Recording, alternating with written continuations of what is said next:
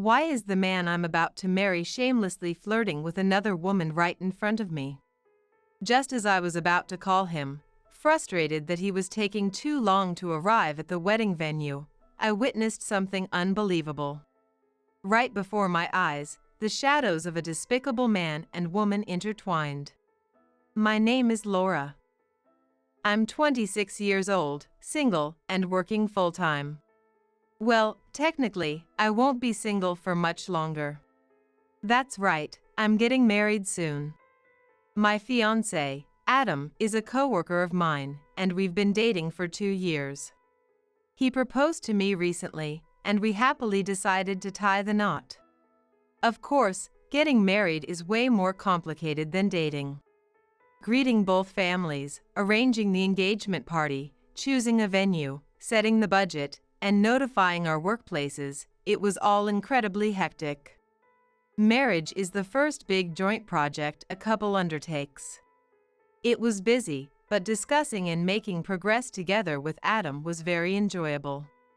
However, a month after we decided to get married, right around the time the family introductions were over, Adam started acting strangely. Now that the family meetings were over, it was time to focus on things like picking a venue and finding a new place to live, but all I heard from him was, Sorry, I'm too busy today. Oh, I've already got plans with a friend that day.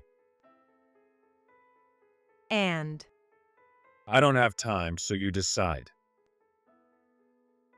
we barely spent any time together anymore. Even though we work at the same company, Adam and I were reassigned to different departments this year, so we didn't interact at work anymore. I had no idea what kind of work he was doing those days. Occasionally, when I passed by his department, I saw him laughing and chatting casually with friends. Sometimes, he was fiddling with his phone or leisurely sipping coffee in the break room. He didn't seem busy at all. When I casually asked one of his coworkers about it, he said, Oh, we're in a slow period right now. Things are pretty relaxed. That made sense. My department was calm at the time too, so it would be weird if Adam were the only one swamped with work. So, did that mean his personal life was what was keeping him so busy? If that was the case, I wanted him to prioritize moving forward with our wedding plans. I thought that was the most important personal matter. I said that to Adam, but for some reason, he responded with a smug look and said, There are things that women just don't understand. What did that even mean? What could possibly be more important than preparing for our wedding? Yet, Adam gracefully ignored my complaints and prioritized his so-called men's business, leaving for somewhere again that day. He dumped all the wedding planning on me, like choosing the venue and deciding on the ceremony. That was ridiculous. Thus, I decided to follow him, thinking this was definitely strange. Basically, I was tailing him. How? Even though it was his day off that day, he claimed he had something so important that he couldn't keep our plans. So, I had been staking out in front of Adam's apartment since early morning. Yes, I was a full-fledged creeper. As I was wondering what excuse I'd give if someone spoke to me, I saw Adam come out. Just as I thought that, another figure followed him. What's going on? It was a woman. Without noticing me standing there dumbfounded, Adam and the woman got into a car and drove off to somewhere. Wait, hold on. Did the woman just come out of Adam's apartment? It was morning then, so did that mean she had stayed over? What was that? A dream? No, that was reality. The cheek I pinched in disbelief started to hurt. It was definitely reality. It seemed I had just witnessed my fiancé cheating. What the hell is going on? Of course, I stormed in without hesitation. As soon as the two of them returned in their car, I confronted them. They both looked startled. Adam, what's the meaning of this? Explain yourself. Oh, Laura, what's wrong? Why are you acting like this all of a sudden? Adam said casually, without a hint of panic, which only made me angrier. His attitude was infuriating. Why was that woman in your room? This is cheating, right? When I called him out directly, he looked surprised for a moment, then burst into laughter. The woman next to him started giggling too. Why is that funny? Well, it's obvious. She's my childhood friend. There's absolutely nothing shady going on. Childhood friend. Yeah, we grew up next door to each other. The woman nodded and gave me a smile. Nice to meet you. I'm Lisa, Addie's childhood friend. Congratulations on your upcoming wedding. Oh, thank you. Nice to meet you too. Did she just call him Addie? The way she called him felt like it reflected their closeness, and it was unsettling. However, seeing the two of them completely unbothered, I started to wonder if I was the one who was being unreasonable. Why was your childhood friend at your place? That's because I invited her over. Why? What's the big deal? Look, I know it seems suspicious because we're opposite genders, but there's nothing going on. I don't even think of her as a woman, and Lisa doesn't think of me as a man. But, Besides, Lisa is engaged. is that true? I turned to Lisa, surprised, and she blushed and nodded. We were just having drinks and chatting about how we're both getting married around the same time. Oh, I see. I still wasn't completely convinced, but pushing the matter further would have made me look like a jealous lunatic, so I reluctantly decided to let it go. Still, I couldn't shake the feeling that Adam prioritized spending time with her over making plans with me. As time passed, the unresolved frustration continued to linger in the back of my mind. Adam continued claiming he was too busy to help with the wedding preparations. When I made decisions to a certain extent and asked, How does that sound? he almost always ended with a simple, That's fine. I wasn't thrilled about it. Still, I somehow managed to finalize our new place and take care of most of the wedding arrangements. All that was left was narrowing down the guest list to fit the number of attendees we planned for. Lisa is definitely coming. Well, considering how close they were, I thought that made sense. I couldn't help it, but it bothered me. Why was she the only one who would be definitely invited, leaving all the other friends aside? I wondered if I would be able to have a happy wedding without any issues. With these doubts weighing on me, I decided to meet up with a friend Charlotte for drinks one evening. Charlotte and I had met through Adam and quickly hit it off. We've since become close. Of course, she'll be attending the wedding.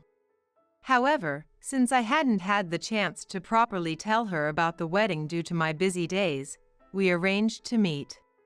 I excitedly greeted her, Long time no see. and we headed to a bar. With so much to talk about, we got a little tipsy and the conversation flowed effortlessly. Somewhere along the way, I ended up mentioning Adam's childhood friend, Lisa. When I said, You know, even though she's a childhood friend, it still bothers me that she's a woman. Charlotte nodded and replied, Yeah, I totally get it. And if she's an ex, that's even worse. Huh? Wait a second. What did she just say? An ex? Yeah, an ex. It's so cliche to date his childhood friend, right? Her words sent a chill down my spine. Hold on. Adam and Lisa used to date? Yeah, didn't you know that? It hadn't even crossed her mind that I might not know. She looked at me, surprised, as I stared back in disbelief. Wait, didn't he tell you? They dated for all 3 years of high school. According to Charlotte, Adam and Lisa started dating when they entered high school. What's more, they were pretty lovey-dovey.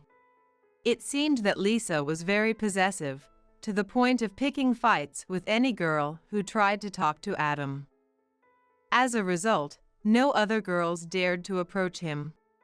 Adam, however, would laugh it off and proudly say, Lisa is just so devoted to me. while everyone else was completely turned off by their dynamic. I knew about Lisa, but because of all that, I never really had a proper conversation with her. I see. They ended up going to different colleges, and things just naturally fizzled out. Adam never mentioned any of this to me. Maybe he was trying to spare my feelings, but that didn't seem to be the case based on how he acted. Honestly, if I hadn't been staking out his apartment, I wouldn't have even known Lisa existed. Even though he was meeting with someone to the point of inviting them over to his house. Why would he keep this from me, his fiance? What's that about? This just keeps getting weirder. I'm sorry, but I thought it would be wrong to stay silent about this. It's fine, thank you for telling me. I shook my head as Charlotte looked at me with concern. Hey, don't you think you should investigate a bit more? You already went to Adam's apartment, right? Hearing that, I nodded vigorously, realizing it was true. If nothing was going on, then great. However, if something was going on. With dark thoughts clouding my mind, I decided to take action. Then, after considering what to do in light of the outcome, I made up my mind to get revenge against those two awful guys. I didn't settle for something simple. I thought of the best possible method. Until the day of the wedding, I would act with the skill of an actress so that Adam wouldn't suspect a thing. Finally, the wedding day arrived. I was nervous, but I'd worked so hard for this moment. With a renewed determination to see it through, I proceeded with the preparations, from the makeup to the dress. Despite all of that, He is supposed to be here by now. I muttered under my breath. Right. It seems that he hasn't arrived yet. The wedding coordinator replied, looking embarrassed. Indeed, he was not there yet. Who? I mean Adam, the other star of today's show. I mean that guy, who would be my target. I called him countless times, but he never answered. What on earth was he doing? Almost all the guests had already arrived, and it was almost time. I could hear the MC politely asking everyone to wait a little longer. Ugh, what was Adam doing? Unable to sit still in the bridal suite, I stepped out into the hallway. It was when I grabbed my phone with trembling hands, in a panic. At the same time that I heard the ringtone from my phone, I also heard the familiar incoming call tone. I thought, Huh? and looked around. It seemed like the sound was coming from down the hallway, around the corner. Peeking cautiously, I saw none other than Adam, my soon-to-be husband, walking out of the bathroom. Just when I thought he finally showed up, he had been casually using the bathroom. I was about to shout what he was doing and rush out, but immediately after, I hurriedly hid and crouched down. I peeked again. To my surprise, there was Lisa, walking out of the restroom with him. That's right, she hadn't arrived yet either. Despite almost everyone else being here, she was the only one not here yet. And then, Adam's tardiness. That's what had been bothering me, and right in front of me, they were coming out of the bathroom together. My mind spiraled into panic, but their conversation reached my ears. Oh, Adam, you're so bad. Doing this even on your wedding day. It's fine. Once I'm married, we won't be able to meet like this anymore. Well, maybe not as often. I'm getting married too, you know. It's thrilling and fun. We should do this again sometime. Totally. They released their clasped hands and parted ways. No, they didn't just leave. At the moment of parting, their faces drew closer. I saw it clearly. I saw their lips meet. Disgusted, I felt like I was going to throw up. I almost stormed out, but managed to hold myself back. If I confronted them at this moment, all the effort I had put into this day would be wasted. What was the point of all the acting and patience until this day? It was all for the sake of delivering judgment on this day. Adam watched Lisa head toward the venue. I noticed Adam walking in my direction, so I hurried back to the bridal suite. Moments later, Adam entered, acting as if nothing had happened. Oh, sorry to be late. Work's been crazy lately. I overslept. Laughing, he offered a half-hearted apology before I could say a word. Oh, really? Oh, was that so? Well, let's go with that. Clearly, he was cheating, but he was sticking to the oversleeping excuse. If that was how he wanted to play it, fine by me. That would just make my revenge easier to execute without any hesitation. Thus, the wedding reception began. The heartfelt congratulations from everyone made me feel incredibly guilty. After all, I had just witnessed Adam cheating on me moments ago. I felt deeply sorry for being the only one who knew what was about to happen. Yet, more than the feeling of guilt, a flame of anger was swirling in my heart. I felt sorry for all the guests who came, but they would have to indulge me in this little spectacle. As the ceremony reached a natural pause, there was a brief break. Adam was chatting happily with his friends. Of course, Lisa was among them. After glancing at them out of the corner of my eye, I signaled to the staff.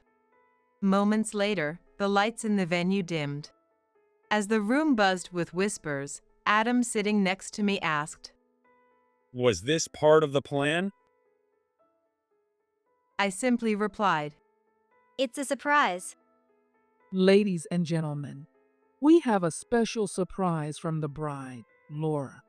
This is a never-before-seen video featuring our groom, Adam. The room erupted in cheers.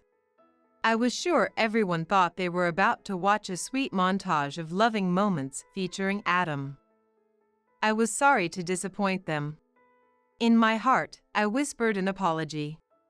Next to me, Adam looked thrilled, clearly unaware of what was about to happen.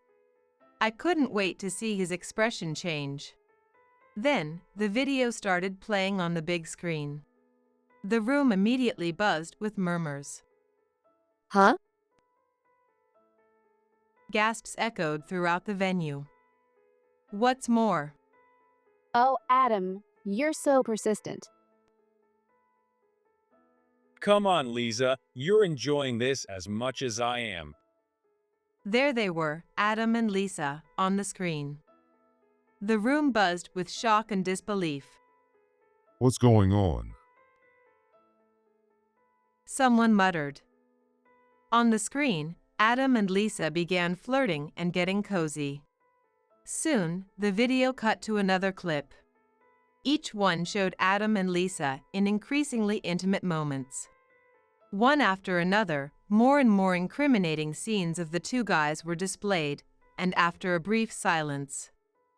Then, someone screamed. Oh my God. What is this? All eyes turned toward the source of the scream. It was Lisa. Every judgmental gaze in the room turned toward her. Laura, what kind of sick joke is this? Adam yelled, and he stood up abruptly. A sick joke? Yeah, this is a sick joke, right? You had some fake video made to embarrass me. Fake? Do you seriously think this video is fabricated? Ugh. No one knows better than you that this is real, Adam. I glared at him, and he faltered. Hey, Adam, what on earth is going on here? The first to confront Adam was his father. Next, his mother also pressed him for answers. Furthermore, What is the meaning of this? Why is Adam involved with another woman like this? My parents also began to raise a commotion. The entire room erupted into chaos, with accusations flying and condemnation raining down on Adam. No, wait, you've got it all wrong. This is a misunderstanding. Adam stammered desperately, trying to explain. But then, on the screen, Adam's voice rang out clearly. Once I marry Laura, she'll take care of most of the expenses, so I can relax. But you're the only one I truly care about, Lisa. Oh no. Lisa turned pale and screamed at her own words being played on the screen. The video continued. So, Adam, you're going to keep our relationship going even after the wedding, right? Of course. Lisa, you're the only one I love. Laura's just a convenient housekeeper. At this point, Adam couldn't even scream. His mouth just opened and closed like a fish. The footage continued further. Maybe I'll have a baby with you. Of course, I'll pass it off as my fiance's kid. Wow, you're a devious woman. Pardon me? It's not like you're planning to have kids with Laura, right? Of course not. Kids are nothing but a hassle. Hearing this, I almost collapsed. I felt deeply saddened. Adam told me he wanted 3 kids. Was it all a lie? I broke down in tears. Stop it. Turn it off. Turn the video off. The one who screamed at the appalling conversation between the two was, yet again, Lisa. She tried desperately to block the monitor, but it was far too large for her to cover with just her body. As for the audio, there was no way to stop it. What's going on? Such utterly despicable guys. Voices of disgust and outrage rippled through the crowd. At that moment, a man stepped forward. It was Adam's friend. And then, I can't believe you're this kind of woman. I'm calling off our engagement. Don't ever show your face to me again. Seriously. No, wait. Please don't leave me. yes, that man was Lisa's fiance. Adam had betrayed not only me, but also his own friend. When this revelation hit, I was overwhelmed by the sheer awfulness of his actions. Adam and Lisa were yelling noisily. As the guests joined in and the situation became uncontrollable, I stood up. Then, I stepped forward in front of Adam, who was being berated by his parents. Laura, when did you even get this footage? Oh, don't you know? Do you even remember where you did these things in the video? That was in the car. No way. Yes. You two left the engine running while you did your business. Thanks to that, the dash cam recorded everything. When did you take the SD card? Stop talking nonsense. That car is mine. There were plenty of opportunities to grab it. In fact, the car in the video was mine. I bought it thinking it might be useful, but I didn't drive it much. So I left it at Adam's apartment parking lot since there was space available.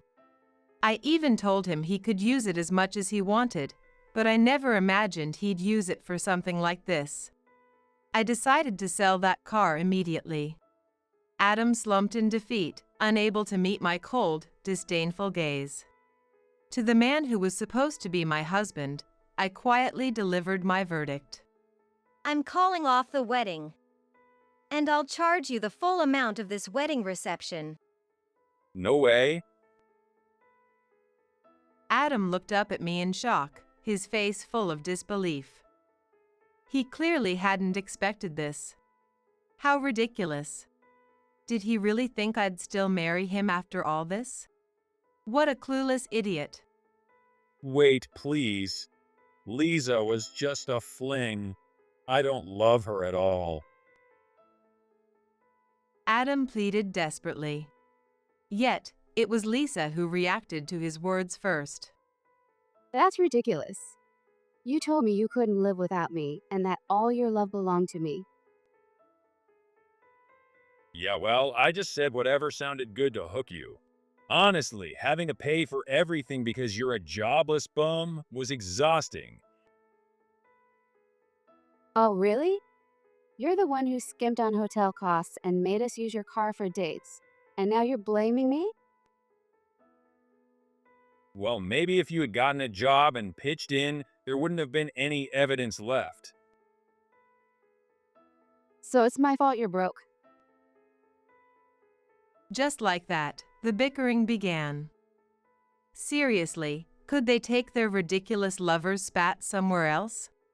As the two of them hurled insults at each other, the entire room looked on in disgust. Afterward, of course, our marriage was called off. Adam's parents apologized profusely, almost to the point of begging, but the one at fault was Adam. I won't deny that there were issues with how he was raised, but he was a grown man who should have known better. When I charged Adam for the full amount of the wedding reception fees, his parents kindly covered the settlement. They made it clear he would be paying them back in full. Soon, Adam was demoted, as he should be. There was no way the company was going to keep someone like him in a prominent position.